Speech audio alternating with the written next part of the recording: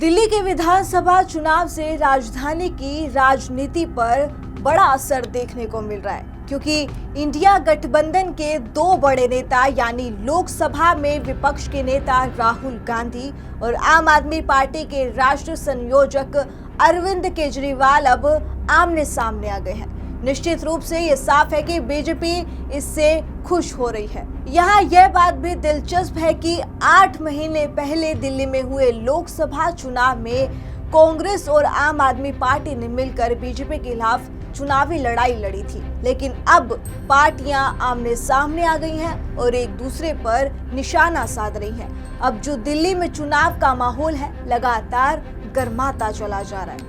कांग्रेस सांसद राहुल गांधी ने मंगलवार को दिल्ली के पतपड़गंज सीट पर रैली की। जनसभा को संबोधित करते हुए उन्होंने बीजेपी के साथ ही आम आदमी पार्टी पर जमकर हमला बोला। राहुल गांधी ने केजरीवाल की ईमानदारी पर सवाल उठाया और कहा कि पहले छोटी गाड़ी में चलते थे, दिल्ली में उन्होंने बहुत बड़ा शराब घोटाला किया। राहुल गांधी ने यहां तक कहा कि केजरीवाल ने खुद के लिए शीश महल बनवा लिया। इसके अलावा राहुल गांधी ने केजरीवाल के नए तरीके की राजनीति को लेकर सवाल उठाए और कहा कि दिल्ली दंगे के दौरान वह चुप बैठे रहे। राहुल गांधी ने कहा कि नरेंद्र मोदी से अरविंद केजरीवाल कांप जाते हैं। इस वीडियो के जरिए एक बार खुद आप इस बयान को सुनिए। और एक बात समझ लीजिए, बाकी पार्टी वाले सब, मैं नहीं जानता मोदी जी से डरते नहीं डरते, केजरीवाल जरूर कांप जाते हैं। वहीं इसके बाद राहुल गांधी के सवाल का जवाब देने में केजरीवाल ने भी कोई कसर नहीं छोड़ी। अरविंद केजरीवाल ने कहा कि मोदी जी तो शराब घोटाले जैसे फर्जी केस बनाकर भी लोगों को जेल में डाल देते हैं।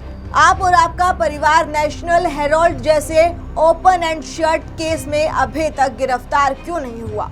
रॉबर्ट वाड्रा को बीजेपी से क्लीन चिट कैसे मिल गई? डर और बहादुरी पर ज्ञान ना ही दे तो ही अच्छा है।